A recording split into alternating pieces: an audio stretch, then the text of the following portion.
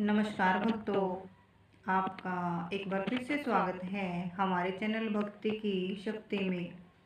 आज की इस वीडियो में हम आपको बताएंगे आखिर क्यों नहीं हुआ राधा और कृष्ण जी का विवाह। राधा कृष्ण जी की प्रेम कथा। जय श्री कृष्ण भक्तों, क्या आपने कभी सोचा है कि श्री कृष्ण ने राधा से विवाह क्यों नहीं किया? आखिर इस अमर प्रेम कथा के पीछे कौन सा दिव्य रहस्य छिपा हुआ है?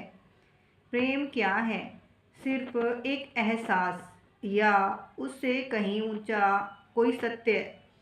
जब यह प्रेम स्वयं भगवान श्री कृष्ण का हो तब उसका स्वरूप कैसा होता है? आज हम आपको ले चलेंगे राधा कृष्ण के दिव्य प्रेम की उस अद्भुत यात्रा पर, जहाँ प्रेम आंसुओं में भी मुस्कुराता है और मुस्कान में भी वेदना छिपी होती है। यह कथा केवल एक प्रेम कहानी नहीं, बल्कि प्रेम से भी महान, विवाह से भी पवित्र एक दिव्य बंधन की कथा है। प्यारे भक्तों, आज हम श्री राधा और कृष्ण जी की उस लीला का रहस्य सुनेंगे, जिसे सुनकर आपका हृदय भक्ति रस में डूब जाएगा। लेकिन आपसे एक विनम्र प्रार्थना है, इस कथा को अधूरा न छोड़ें और राधा कृष्ण के अलौकिक प्रेम की साक्षी बनकर इसे अंत तक अवश्य सुनिए। साथ ही कमेंट में जय श्री राधे कृष्ण अवश्य लिखें। तो आइए बिना किसी विलंब के शुरू करते हैं इस दिव्य प्रेम रहस्य की कथा, जो गोलोक से प्रारंभ होकर वृंदावन तक चलती है। भक्तों, क्या आप जानते हैं कि प्रेम क्या है? कहा जाता है प्रेम एक भावना है, एक अदृश्य एहसास है। परंतु जब यह प्रेम स्वयं भगवान का हो तब इसका स्वरूप कैसा होता है? यह प्रश्न मन में गहराई से उतरता है। आज हम उस अमर कथा में प्रवेश करेंगे, जिसे सुनकर कभी आपके नेत्र नम हो उठेंगे, कभी हृदय खिल उठेगा और अंत में आप गहरी सांस लेकर सोच में डूब जाएंगे। यह कथा केवल प्रेम की नहीं, बल्कि प्रेम से भी महान, विवाह से भी पवित्र बंधन की है। यह कथा है राधा और श्री कृष्ण की। शास्त्रों में वर्णित है कि सृष्टि से पहले, जब केवल परब्रह्मा का ही अस्तित्व था, तब गोलोक धाम में राधा और श्री कृष्ण साथ निवास करते थे। वहीं श्री कृष्ण की एक और पत्नी थी, विजा, और तीनों में अपार प्रेम, आदर और सम्मान था। एक दिन श्री कृष्ण विजा के साथ गोलोक में मनमोहक उपवनों में भ्रमण कर रहे थे। तभी वहां राधा का आगमन हुआ। प्रियतम को किसी और के साथ देख राधा का हृदय जलन और क्रोध से भर गया। इसी क्षण श्री कृष्ण का परम मित्र श्री दामा वहां पहुंचा और राधा को समझाने लगा कि प्रेम में ईर्ष्या का कोई स्थान नहीं होता। परंतु राधा का क्रोध शांत न हुआ और उन्होंने श्री दामा का अपमान कर दिया। यह देखकर दुखी होकर श्री दामा ने राधा को श्राप दिया कि उन्हें अपने प्रियतम से 100 वर्षों की विरह सहना पड़ेगा। वे दोनों पृथ्वी पर जन्म लेंगे और वहां उनका मिलन विवाह के रूप में नहीं हो सकेगा। यह श्राप सुनकर गोलोक में मौन छा गया। राधा के नेत्रों से अश्रुधारा बह निकली और श्री कृष्ण का हृदय भी व्याकुल हो उठा, परंतु श्राप को स्वीकार करना ही पड़ा। समय का चक्र घूमा और मथुरा में देवकी के गर्भ से श्री कृष्ण प्रकट हुए। वहीं बरसाना में वृषभानु और कीर्ति के घर राधा ने जन्म लिया। दो अलग स्थानों पर जन्म लेकर भी दोनों के हृदय में एक दूसरे की अधूरी तलाश रहती। जब कृष्ण को नंद यशोदा गोकुल लाए तो उनके मन में अजीब सी व्याकुलता रहने लगी, जैसे कोई अपना बिछड़ गया हो। उसी प्रकार राधा भी यमुना किनारे जल भरते या गाय चराते समय मीठी बांसुरी की धुन सुनती और विचलित हो जाती। होली का पर्व आया। गोकुल और बरसाना के बीच होली खेलने की परंपरा थी। कृष्ण सखाओं संग बरसाना पहुँचे और राधा सखियों संग उपस्थित हुई। जैसे ही राधा पर कृष्ण की दृष्टि पड़ी, समय थम गया। दोनों के नेत्रों में पहचान के आंसू झलक उठे, मानो अनंत काल से बिछड़ा कोई अपना मिल गया हो। परंतु साथ ही उनके मन में श्री दामा की श्राप, की पीड़ा भी जाग उठी। वृंदावन वह भूमि बनी जहाँ प्रेम अपने चरम रूप में प्रकट हुआ, जहाँ कृष्ण की बांसुरी की तान सुनकर न केवल गोपियाँ बल्कि पशु पक्षी, वृक्ष लताएं, नदी और पर्वत भी मोहित हो जाते थे। रात्रि में चांदनी के नीचे यमुना का जल रजत सा चमकता और कृष्ण की बांसुरी की धुन पर राधा चुपके चुपके वृंदावन पहुंच जाती। वहाँ रासलीला होती जहाँ आत्मा परमात्मा से मिलती। जब राधा कृष्ण एक दूसरे की आंखों में देखते तो लगता पूरा ब्रह्मांड वहीं समा गया है। जब वे हंसते तो पुष्प भी मुस्कुराकर उठते और जब प्रेम से वार्तालाप करते तो मानो हवाएं भी थम जाती। परंतु प्रत्येक रास के अंत में राधा को लौटना पड़ता और विरह की वेदना और गहरी हो जाती। वृंदावन में सबको उनके प्रेम का ज्ञान हो चुका था। गोप गोपियाँ, नंद यशोदा, वृषभानु कीर्ति सभी अवगत थे। तभी एक दिन नंद बाबा ने गंभीर होकर कृष्ण से कहा, बेटा अब तुम्हारी आयु विवाह योग्य हो चुकी है, अब तुम्हारे लिए उचित कन्या देखनी चाहिए। यह सुनकर कृष्ण ने कहा, पिताजी मेरे लिए राधा के अलावा कोई नहीं। परंतु यशोदा मैया ने समझाया, कन्हैया राधा का विवाह पहले ही आयान से तय हो चुका है, यह संभव नहीं। इसी प्रकार बरसाना में भी वृषभानु ने राधा को समझाया, बेटी समाज के नियम हैं, तुम्हें उनका पालन करना होगा। राधा के नेत्रों से आंसू बह निकले और उन्होंने कहा, पिताजी कृष्ण मेरे प्राण हैं, वे मेरी आत्मा का हिस्सा है। परिस्थिति जब असहनीय हो गई तो नंद यशोदा और वृषभानु कीर्ति सब मिलकर श्री कृष्ण को महान ज्योतिषी ऋषि गर्ग के पास ले गए। ऋषि गर्ग ने अपनी दिव्य दृष्टि से सब कुछ देख लिया और गंभीर स्वर में कहा, यह कोई साधारण बालक नहीं, यह स्वयं नारायण का अवतार है। फिर ऋषि गर्ग ने राधा की ओर देखा और कहा, यह कोई साधारण बालिका नहीं, यह स्वयं लक्ष्मी का अवतार है। यह सुनकर सबके चेहरे पर आश्चर्य के भाव आ गए। ऋषि गर्ग ने आगे कहा, राधा और कृष्ण का प्रेम सांसारिक प्रेम नहीं, यह दिव्य और आध्यात्मिक प्रेम है। इनका मिलन विवाह के बंधन में नहीं बल्कि आत्मा के स्तर पर हुआ है। नंद बाबा के आश्चर्य से पूछा, तो क्या ये दोनों विवाह नहीं कर सकते? ऋषि गर्ग ने सिर झुकाकर उत्तर दिया, नहीं, इन्हें गोलोक में हुए एक श्राप का फल भुगतना है, धरती पर इन्हें विरह झेलना होगा। परंतु यही विरह प्रेम की परमावस्था को प्रकट करने की लीला बनेगा। वृषभानु ने चिंतित होकर पूछा, तो इनका भविष्य क्या होगा? ऋषि गर्ग ने उत्तर दिया, कृष्ण का कार्य धर्म की स्थापना है, उन्हें मथुरा जाना होगा, कंस का वध करना होगा और उनका विवाह रुक्मणी से होगा। परंतु उनका प्रेम, उनका हृदय सदैव राधा के लिए ही धड़कता रहेगा। कीर्ति माता ने कहा, और राधा? ऋषि गर्ग ने कहा, उनका विवाह आयान से होगा, परंतु उनका मन सदैव कृष्ण में ही स्थित रहेगा और यह प्रेम समय के साथ और गहरा होता जाएगा। यही कारण था कि जब इंद्र का घमंड चूर करने के लिए श्री कृष्ण ने अपनी बेटी छोटी उंगली पर गोवर्धन पर्वत 7 दिन और 7 रात उठाए रखा, तब सभी ब्रिजवासी उस पर्वत के नीचे सुरक्षित थे और राधा उन्हीं की ओर निहारती रही। उन्हें एहसास हुआ कि उनका प्रियतम कोई साधारण मानव नहीं बल्कि स्वयं भगवान है। राधा ने धीरे से कहा, कान्हा अब मैं समझ गई हूँ, तुम्हारा कार्य बहुत बड़ा है, तुम्हें संसार की रक्षा करनी है। कृष्ण की आंखें भर आई और उन्होंने कहा, राधे मेरा सबसे बड़ा दुख यही है कि मैं तुमसे विवाह नहीं कर सकता, पर यह जान लो कि मैं तुम्हारे बिना अधूरा हूँ। राधा के बिना कृष्ण का कोई अस्तित्व नहीं। राधा मुस्कुराई और बोली, कान्हा प्रेम केवल विवाह में नहीं बंधता, हमारा प्रेम आत्मा का है, यह इससे कई महान है। परंतु वह दिन भी आ गया जिसका भय सबके मन में था। अक्रूर श्री कृष्ण को मथुरा ले जाने लगे। सारे ब्रिजवासी रो रहे थे। नंद और यशोदा की आंखें आंसुओं से भरी थी, पर सबसे अधिक पीड़ा राधा को हो रही थी। कृष्ण ने राधा से अकेले मिलने की इच्छा जताई और यमुना के किनारे उसी स्थान पर पहुँचे जहाँ वे पहली बार मिले थे।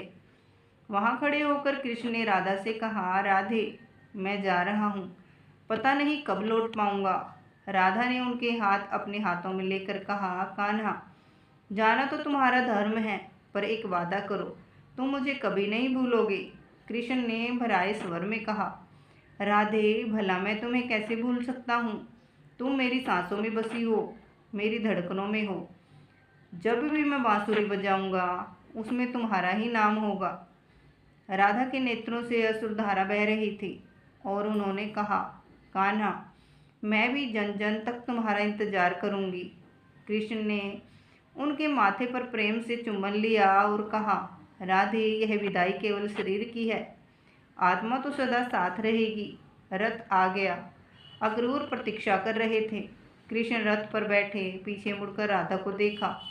वह वहीं खड़ी हाथ हिला रही थी और रथ धीरे धीरे ब्रिजभूमि से दूर होता चला गया। कृष्ण के नेत्र भीग गए, क्योंकि वे जानते थे कि यह अंतिम विदाई है। मथुरा पहुंचकर कृष्ण ने कंस का वध किया, उग्रसेन को गद्दी पर बैठाया, परंतु उनका हृदय सदैव राधा की याद में डूबा रहता। रात में जब अकेले होते तो बांसुरी बजाते और मन ही मन पुकारते, राधे कहाँ हो तुम, क्या तुम भी मुझे याद करती हो।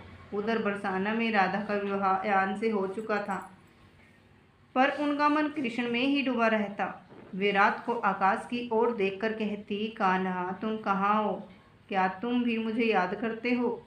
और आंसुओं में भीगती रही।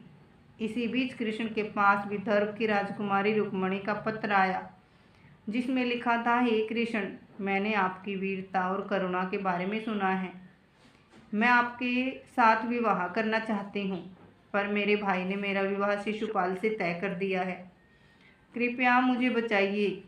पत्र पढ़ते ही कृष्ण को राधा की याद आई और उन्होंने मन ही मन कहा, राधे अगर तुम होती तो क्या कहती। तभी उनके अंतकरण में राधा की आवाज़ गूंजी, कान्हा तुम्हारा धर्म है अहसाई की रक्षा करना। रुक्मणी भी मेरी तरह प्रेम चाहती है, उसकी सहायता करो।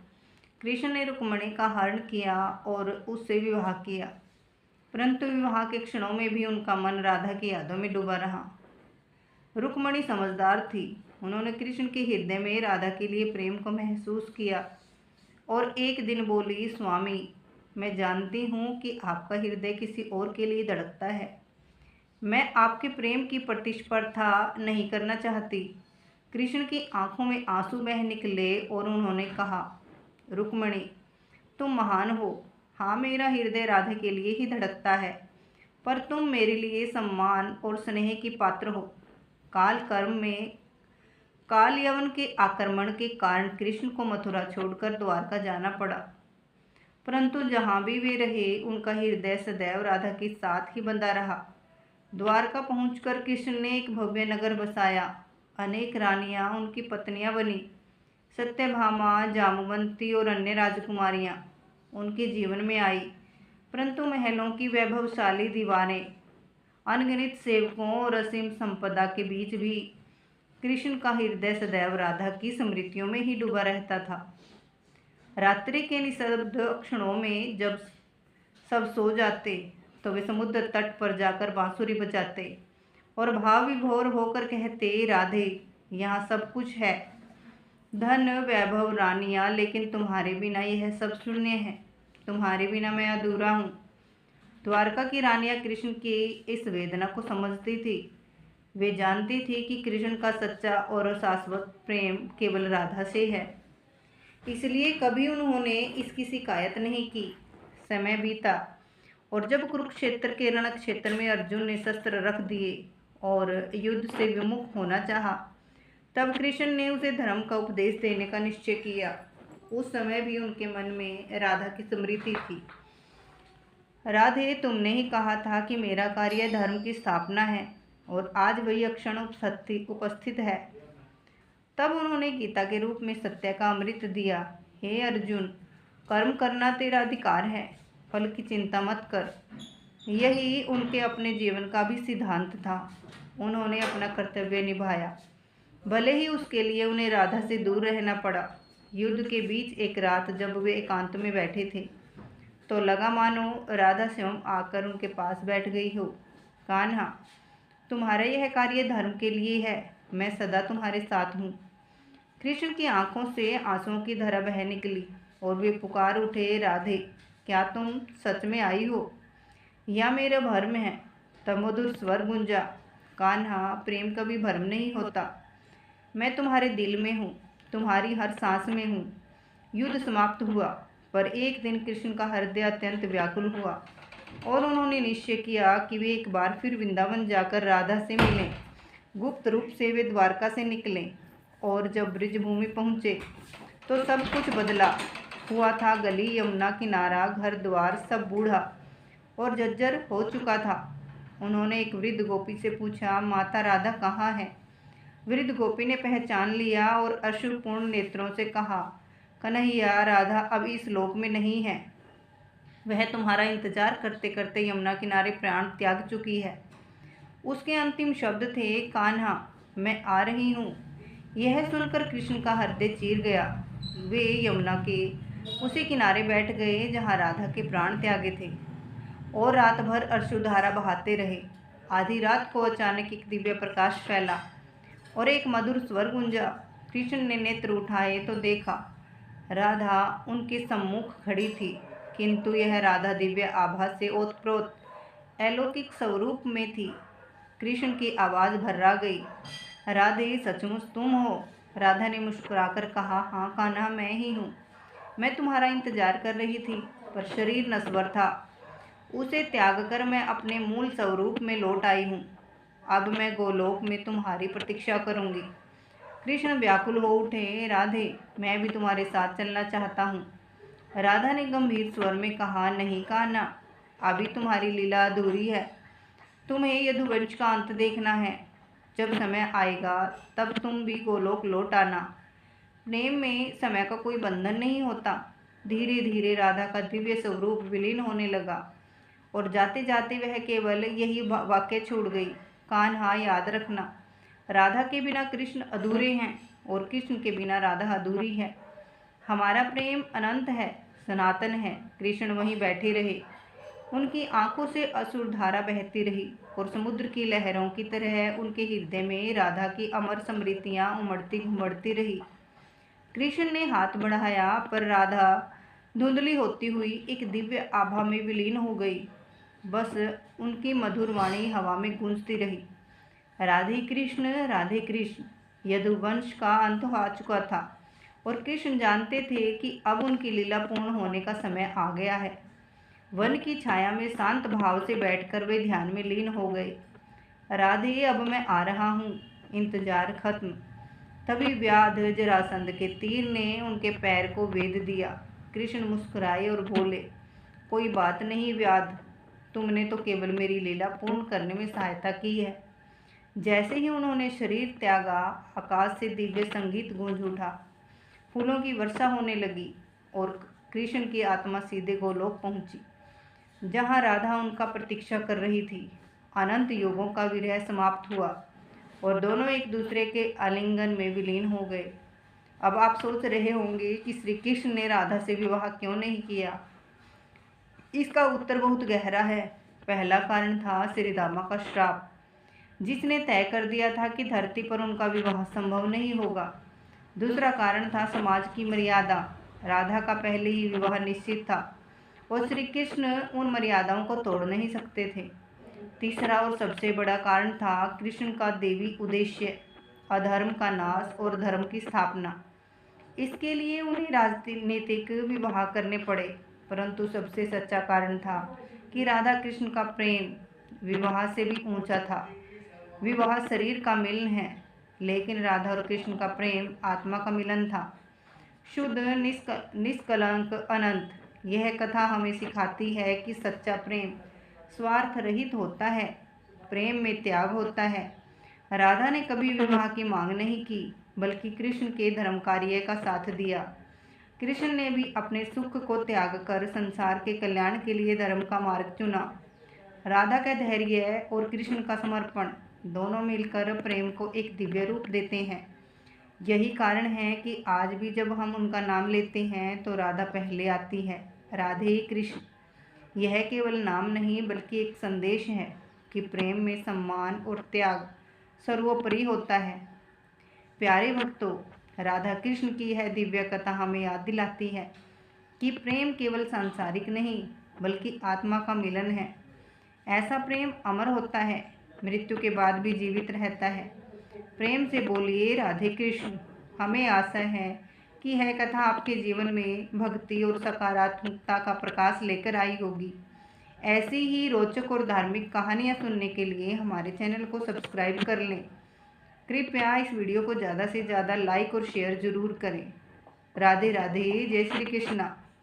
कमेंट में भी ज़रूर लिखें राधे राधे, जय श्री कृष्णा। आपका हृदय से धन्यवाद।